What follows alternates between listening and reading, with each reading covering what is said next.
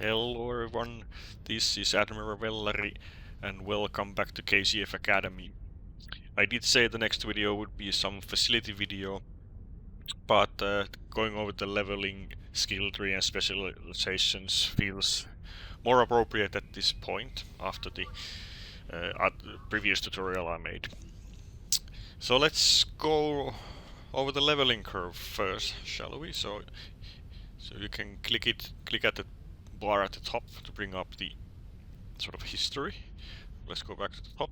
I'm not going to go over all of it. It's kind of pointless, but you can overview what's going on. And referring to the previous video, to the duty officer system, in this same menu there's also the commendations, which is the different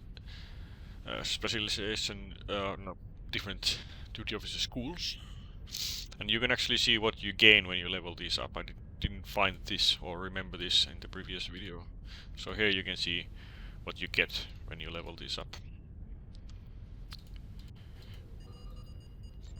So that's a good idea to check if you want to. So let's go back to the top. So you can see the leveling curve here. I think they're sort of hitting the main points, sort of level 10-ish. You start getting the systems active. So duty officer system is here, level 11, and the R&D crafting system is level 15. And beyond that, for most of the leveling curve is sort of obvious stuff. No point in me reading these, you can check them out yourself. But at level 50, which is the old maximum level, sort of unlocks the end game stuff, so to speak. The reputation system unlocks, and the specializations unlock. And we'll go over those a little bit later. And at 52 you get the Admiralty system, which we went over in the last video. What else is here? 61 gets you the last free ship, is here. It's a tier 5 ship, but it's the last free one. And you get some Gamma duty officers at 64 there. But I think the most important level to get to is 50, 51 and 52, so that unlocks sort of the rest of the game, so to speak. Let's check the skill tree. So the skill tree, let's go over the space bit first.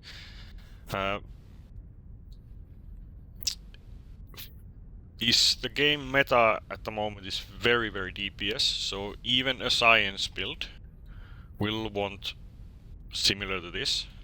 So tactical, let's see if I can make this window bigger actually so you can see it better. I think that's all of it, yes. So a little bit with variations, but even a science build or an engineering build will want this maximized, because it's all about DPS in the game, and most of these are not DPS related, so to speak. And the ultimate skill here at the end, the tactical one, is so also the one that's DPS oriented, so even a science build or anything will actually want this. So most points in this. This is a tactical build I'm showing you right now, but I'll go over the skills individually and point out what you might want to do if you're making a purpose-built healer or a tank. You probably don't want to do that in general, but if you want to make such a rune, I'll point out which skills you need. So let's start with the engine level here, engineering. So hull restoration, that's simple enough. That's your hull healing effectiveness. Hull capacity, that's straightforward enough. And on the science you have similar things, shield restoration and shield capacity here. And on the tactical you have the weapon training and the projectile training. And this obviously depends on whether you have, if you don't use projectiles you don't want to put anything here, because that's waste. You then want the other ones maxed. I'll talk about that maximization at the end. But well, I guess I should mention the sort of end goal. What this is my personal preference. It doesn't have to be this way, but I like to get this split 10, 10, and 26. And the reason is the bonus at here is hull capacity plus 10 and shield capacity plus 10. It's not a lot, but sure, it's there. And the last bonus here, which I'm not using, let's see if I can hover over it here, is this team frenzy thing here. So this would be sort of an ultimate team player thing. So it gives frenzy to your other team members, but it's not sort of essential thing to have. So I'll just forego that and add 1 point to either engineering or science to get this 10, 10, 26 split. So these are fairly sort of self-explaining or simple to understand what these are. And usually I put sort of spare points in here because the higher tier ones are more important. So when I'm sort of over here going somewhere here, and I know I need to put a couple of more points into science, and the other stuff is not important for my build, I just put them here because these are sort of general purpose, and every build will have some use for these. Okay, the next tier then. This is EPS and EPS2, and this is important for energy weapon users because power is everything in this game. And if you have high EPS, your power recovers faster. So when after you've done shooting or come out of full impulse and things like that, your power levels go up much faster. So this is for tacticals in particular the most important engineering skill there is. This one here is prevents the full impulse from draining completely, so you'll still have the 25 sort of the base power levels on every heavy power level after full impulse. Maybe if you have spare points, use that, but I don't find it necessary because it does recover.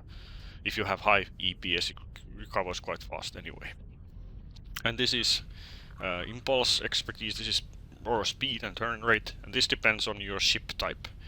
If you have a really slow ship, putting points into this doesn't make it fast. But if you have a ship that needs to be really as fast as possible, typically a cannon build, then you'll put a couple of points here. Next is the science, sort of important science user skills, so control expertise, gravity wheels and things like that, and drain expertise, shield drains, things like that, and then the sort of improvements to that. Typically a science build will max these out, so there's no point in putting 1 point into it. If you're going to invest into it, put them all in. So fill those up if you're a science user. Again, for tactical, there's targeting and there's the defense. These are actually not that important, but we'll just need them to fill up the tactical slots. And if you're not using projectiles, you'll pretty much have these maxed out as well, and probably that one or that one as well. But as a necessity, these aren't. So if you're making a healer, for example, so you'll obviously max out these, and probably forego these. Next tier, commander. Hull plating. This is sort of general purpose damage resistance. Good to put 1 point in there. The other ones, only if you're making a tank, you'd put something in there. This is sort of more damage resistance. This is damage control, and this is sort of regeneration. But as you can see from the tooltip, total regeneration in combat is only 10%. So this is actually almost unnoticeable. So I would not put points into this. Even at the highest tier is 20% in combat. Out of combat it doesn't really matter. So I find this to be rather useless skill overall.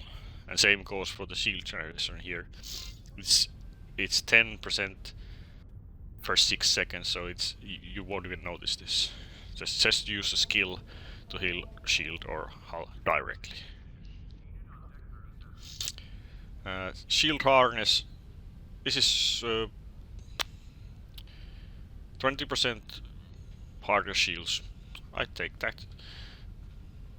But if your build already has high shields or is sturdier and you need more power, for example, you can forego these and go into these power slots. We'll go over them later and move these to the. Obviously, you then won't get the 10-10 split,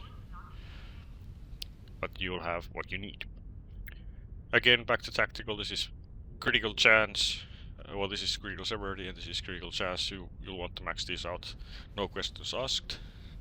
And then at the captain level, we have the various power systems. So this is shields and auxiliary. This is weapons and engines. Has 4.8 to each system. So pretty much every build ever will want these power, as it increases your overall system power. And these are sort of even more to a specific system. And as I said, if you have points to forego from somewhere else, this might be a good idea. But generally I would say no. This one here, the mainstay of any science build, max this out. There's no point in putting just one in, put them all in. Most important for science. Long range targeting sensors, energy weapon users only. If you're not sure if this actually applies to torpedoes. Not quite sure, might not. But if you're just dedicated science build, you don't actually need these. Just put these three to here. And again, to tactical, we have hull penetration and shield penetration here. These are useful to have. Even if you didn't need to max this out, you'd probably want those anyway. The last bit of engineering, this is warp core potential, just 3 to all. Always pick this. And these are again, well, this one is +2 again. Only if you have spare points I would put here. This one I would probably not put points into, because at the end game level you'll have some, typically at least you should have, sort of power boosts for all systems anyway, so this becomes sort of irrelevant at that point. Engineering readiness, if you're making a dedicated engineering build, then you might want to put something here. Again, if you're dedicated science build, you'll put something here. Shield master is a little bit trickier, because this is a good one. Negate a critical hit once per 20 seconds. It's a good thing to have, but these two, it's 20% of incoming critical hit. And in PvE, your sort of PvE, sort of normal enemies are not going to hit you hard anyway. And 20% of that is even less, so this is rather useless. Same goes to this. It's 20%. So almost it won't make a difference. But this one, yes, pick this one. And these are sort of the trio that everyone should pick, regardless of build, because this is sort of team coordination to all team members, not just your pets, but every other team member. It says so. It's a little bit less of a bonus to other team members than to your pets, but it's definitely a good choice to have, and you need to max out tactical usually anyway. And then the rest is the tactical readiness, and you'd want points in this to get this 26 points here to get to this frenzy. Now, if you are going to make a dedicated healer, then you would forego something here, and I would probably say it's probably going to be this bit here and the torpedoes if you're not using those, but still keep these, because you'd get 7 points here, 7-8 points here, which you could then put here and probably here. These not so much, because it's still your active heals are going to be much higher anyway, and then you'd put something here. So even if you take just these, so you'd get filled these up. What else was there? Once here, so you would not get any ultimate, because it would be somewhere around here. But the other ultimates are not actually that great. Let's see actually what that is. So this is system power loss, plasma damage activation, and target does not regenerate. Well, you're making a healer anyway. This is not going to be relevant for you. And the science one, hull healing, shield healing, also about, well, if you're a science sort of DPS EPG build, why would you need healing? Chance to gain stacking armor penetration. Okay, that's sort of useful. Increases accuracy and defense. Well, you're a science build, that doesn't matter. So these aren't that great, the other two ultimates anyway, so you'd want the frenzy no matter what. And this is kind of tricky anyway. I think it doesn't really says this correctly. What this is, I'm not sure why the tooltip here is a little unclear. But what this is, it locks your critical chance to 50%. No matter what other modifiers you might have, your critical chance will be 50% for a while. But actually, if you have a proper build, your critical chance is probably going to be higher than 50% anyway. So triggering this is actually going to lower your critical chance. So that's actually pretty bad. So no go for that. Okay, that's the space side.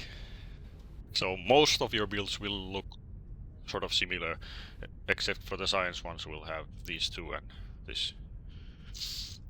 But this will be roughly like this no matter what your build is. And this will be there or won't be there.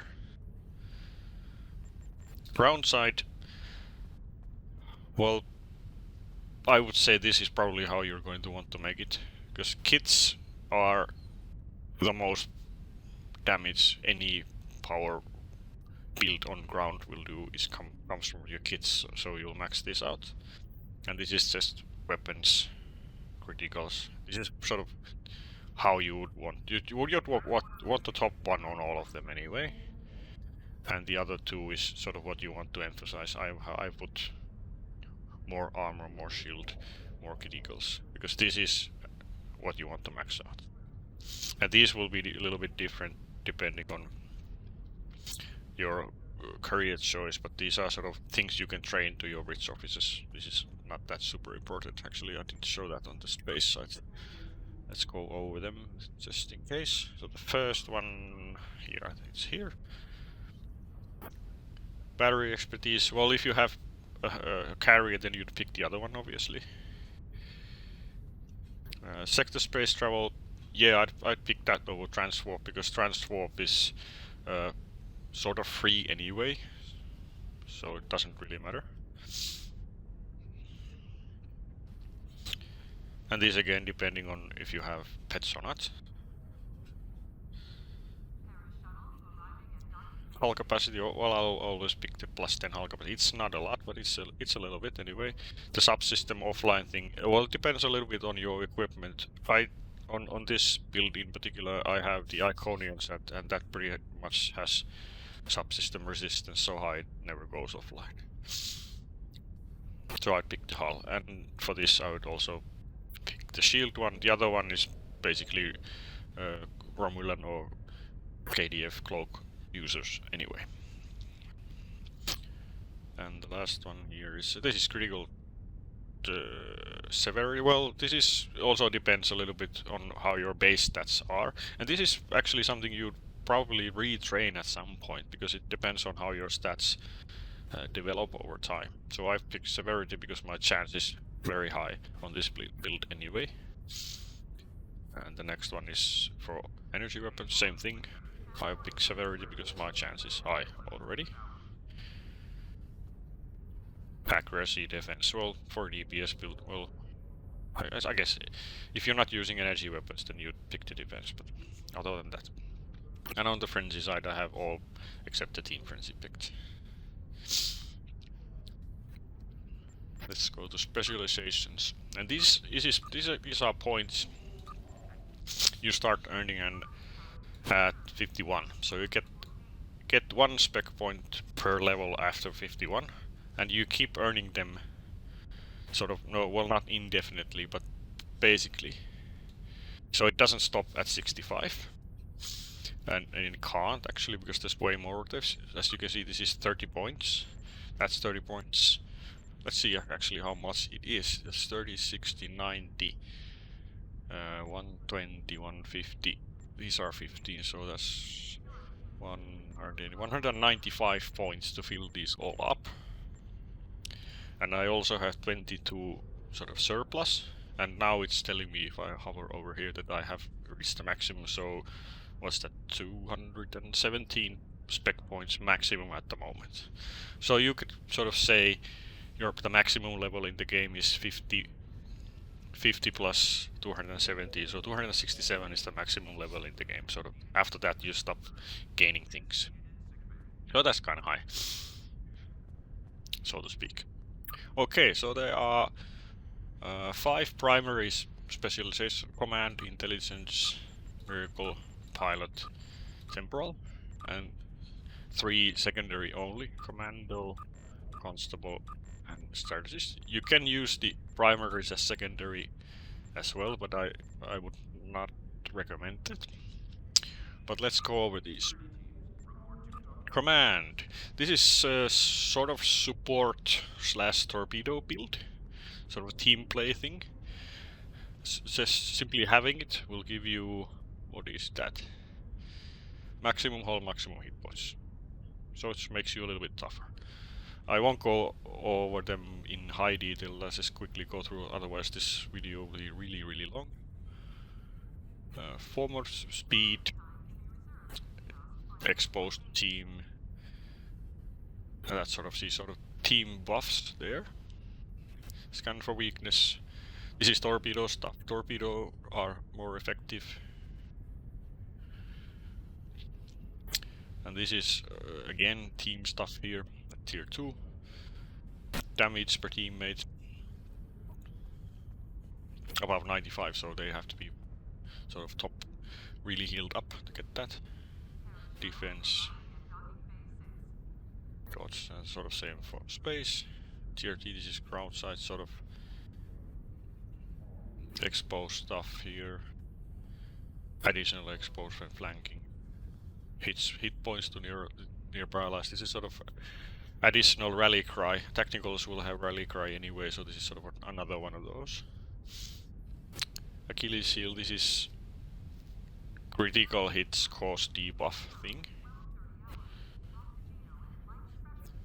An extrovert, this is more experience. I don't find this a little bit silly, because at endgame, what does that matter? Boost morale, this is a debuff cleanser, this is nice enough. Same for ground, so this is support / torpedo users. Not one of the sort of most popular ones, I would say. Intelligence officer, on the other hand, is, I'd say, for most DPS oriented builds, not counting science, I would pick this as the primary. Defense and dodge, this is rather irrelevant there, but the other stuff is really, really good for DPS. So here, flank protection, this is ground. Good defensive thing. And flank refraction. Okay, that works. Here we get into the good stuff here. So height weakness, this is good damage resistance in space. So even a weaker ship with this can take quite a bit more punishment. And reinforcements is similar, more regen there.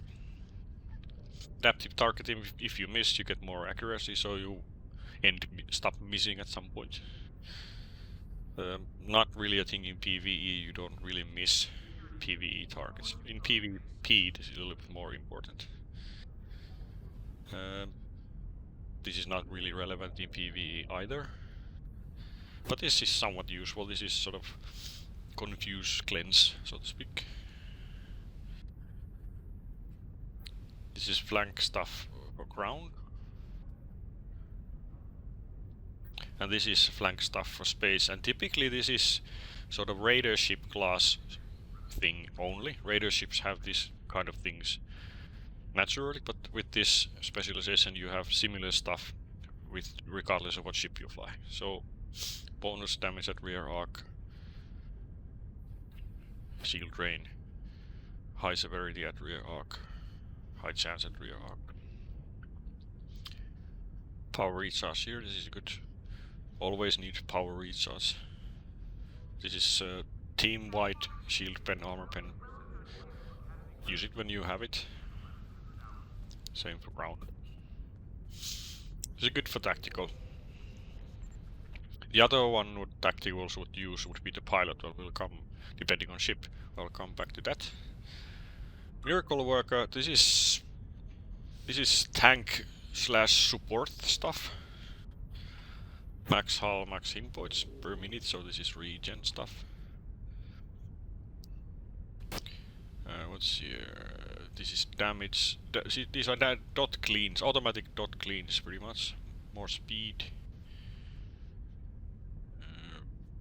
Again, sort of auto heal. And this one again also. Critical sales after hull heal. Automatic subsystem repairs. Dot cleanse. Auto shield rend. So these help to survive. This is sort of for the healer thing. Sort of heal critical chance, which usually doesn't exist. Higher still. And damage resistance at the same time. This is ground thing, what was that? Melee thing, okay. Damage resistant after critical. Bonus healing both after critical. This negates the full impulse power drain.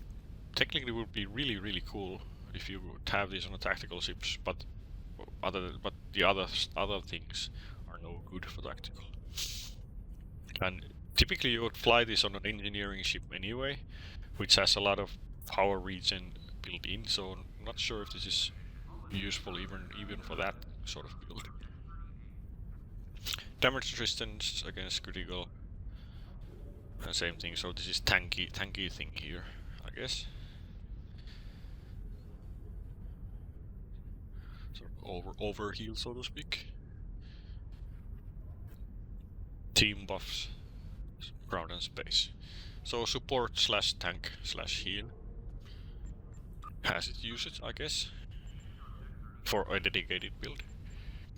And pilot, this is pretty much for high speed raiders or cannon builds in general. And this is for a build that does not stop. This is built for speed, and your build should reflect that. Have things that sort of require to be at full throttle. So turn rate right out of the gate there. And this has actually a lot of sort of damage negate and immunity stuff, because you typically want, if you're flying a really fast ship, it's gonna be a glass cannon, and this helps a lot with that. Oh, this is movement stuff here, so turning even if your engines are offline helps to point your cannons to where they need to be. Temporary hit points from attack patterns other than alpha, but as a tactical you should have beta and omega, I guess, at least. Reverse, not really a thing for a speed build. Invadas, this is defense, stacking damage if you get hit from behind, which you might, because one of the tactics you could use is sort of shoot and scoot, sort of fast in, fast out, so you'll be exposing your rear at some point. And this will make you go even faster when you get hit. And evasive maneuvers will actually be immune to all kinds of holds. The normal one isn't, but this will make it so. And this is the really big thing under the pilot build. This is rock and roll, and this is 100% damage immunity for a little bit. So and you have to time it right. So for example, against the crystalline entity, when it does the pulse thing, you could just hit this and soak it, no problem.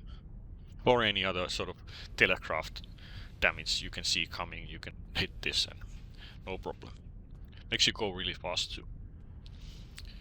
And these sort of buff that even further, so sort of lingering effects, 20% defense, 20% repress after you hit that. Turn the other cheek, that's damage resistance to shields if you on the other side, so to speak, and this is immunity to all damage if you get hit on all sides, which you sometimes do when you do fly into a huge group of enemies, which you kind of want to do, referring to skills I'm about to talk about. So this will help with that. So this is the thing I was just talking about. This is dependent on how many enemies and friends are near you, and quite close to 2 kilometers. So you actually want to fly thick of it to get more damage. That's even more so. And this helps with that, because when you need to be up close to get more damage, you are going to get hit by warp breaches, and this makes you immune to that once every minute. Helps a lot, so you don't have to worry about sort of being right next to a Borg cube when it blows up. And more defense from being in a group as well. Pop and weave, if you miss you get more critical severity. Yeah, I guess, but for a tactical build, you're unlikely to miss anyway. Your sort of weapon skills should be very high anyway. But I suppose if you're missing, this will add some more. But getting 10 stacks of this is unlikely, because your build should not miss 10 times in any event. Lone Wolf, this is a sort of, if you sort of find that you can't, if you're sort of thick of it and you notice it's too much, you can hit this and you sort of placate the enemies around you. Shield scraping, this also sort of plays into the flying up close and personal. This you'll actually want to ram big enemies, because it will defeat all shield failings on them. Not just the side you hit them on, but on the other side as well. So actually ram things. So that's for speed builds. Temporal, and this is excuse me. This is for science builds, and I would say for science build this is the only option. Don't even consider anything other. Just for this. Forget all this, but this alone. Ground stuff. This is dot effects here for ground, and for science build you'll probably have some dot stuff on you on your kits. Entropic Rider. Yeah, more chance for your weapons, but for a science build you might not have a lot of those, but still it's there. And this is the sort of damage debuff from your dots. It's a good thing to have. And more damage to your dots, and this is excellent. Inevitability, power recharge, this is always good. Higher still, uncertain, this is temporary hit points. Cool enough. Modular monument, I forget this. Secondary is quicker, okay. Rebuke.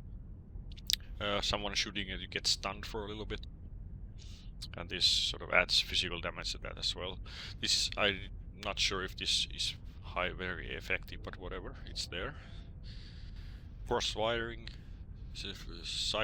Firing cycle haste from exotic damage. Well, if you have energy weapons on your science build, this gives haste, but typically a science build will not make a lot of damage with weapons anyway, but haste is haste, it's always good.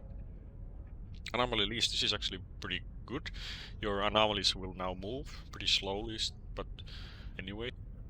So you don't have to be sort of absolutely precise with targeting big mobs, because they will sort of well, gravity will suck targets in anyway, but this will also move it a little bit. And other anomalies that will sort of if you have a gravity well going, these other anomalies will probably fall into that same sinkhole as well. Phasic artillery, this is good if you're using torpedoes, but they have to be targetable for this to be effective, but still it's there. Continuity, this is sort of the undo oopsie thing, so if you're almost dead, this will warp, teleport you, well, what's that, 8 kilometers, so sort of insta-save. And it says here that it has those adjustment period things, but I don't really know why that's even there, because 2 skill points after you can sort of negate that, so this is pointless. I would rather they just not have that and put something else here, because this is really silly. Have it here and 2 levels later you don't have it anymore. This is wasted skill points in my opinion. This reduces bridge officer by 50%, which is always nice. This is a must for science builds. Commando, this is pure ground, and one of the biggest sort of annoying things in the game, in my opinion, is that you cannot change specializations on combat maps. So if you're playing random TFOs, for example, and you get ground by surprise, you can't switch. It's too late to switch, and you would want this when you're doing ground things, because it's 10% bonus weapon damage here. Cooldown reductions for your kits as well, while aiming if you do that. Raise crouch, this is auto heal when you crouch, so it's a good thing if you're sort of holding position, you can just crouch and auto heal. Follow through, that's melee if you're sprinting. Leaves a mine when you roll, maybe. I don't really find that super useful myself, but it's there. Juggernaut system, this is knockback if you run against enemies, sometimes useful if you time it right. More hit points, more shield. So for ground you'd want this on at all times. Constable is a little weird. It's definitely made for PvP, because it talks about this antagonist. So whomever you target becomes your antagonist, and you get sort of debuffs and sort of damage increases toward that particular enemy. So definitely for PvP, but the next specialization, strategy, it's just so good. So even for PvP build, you'd probably want to pick this anyway. And this again is something you probably want as a secondary on any build. Okay, logistical support, let's go all the way to the third one. So, while threatening, 20% heal, so for tanky things, you'd want to hit the threatening thing. But if you're not, which is the typical case, you get 3 crit chance for heal. And this is firing weapon crit severity from 10 seconds, so sort of automatically increases your crit severity if you're not threatening. This is stupid good. Counter offensive. Every 20 seconds you get 10,000 extra. Okay, that's sort of nice to have, but 10,000 at sort of NK level is not that much, but it's free damage anyway. Layered defense, torpedo immunity every once in a while. Okay, that's cool. Diversionary tactics. This is a placate, so use this when you're sort of around a lot of enemies. And why would you do that? This this thing here. Well, while not threatening, regeneration, and this is the big thing. All damage per effective foe while not threatening. So if you hit this when you're sort of in the thick of it, you get 50% all damage. And you also placate, so this sort of helps you survive and also increases your damage at the same time. This is really nice for any build. So for tactical, I would suggest intelligence strategist or pilot strategist, and for science I would go with temporal strategist. The sort of tanky healy things would be command and miracle worker. Commando always for ground if you have a chance to pick it. Constable, I would say I don't really see a useful use for that. Pick strategist instead. For trade things, I won't go into that because this is highly build specific. But I would and you really these are some of these are really expensive. Some of the trades could be 100 million easy plus, and these are sort of what sort of rounds up the build. But if you're not sure what you want, obviously there's lots of guides all over the internet, but you want synergy, so increase stack things on top of each other, and that way same applies to your weapons overall. So try to stack things and work on different synergies to get the most out of your build. But this is highly build specific, and there'd be no point in making a general purpose video of it because it would be no point in that. But in general, try to synergize with these. Okay, that's it for the skill tree and specialization overview. Hope you enjoyed that, and the next video will be some facility video. Probably sometime next week, maybe, if I have the time to record it. This has been Admiral Valery. See you again later. Bye bye.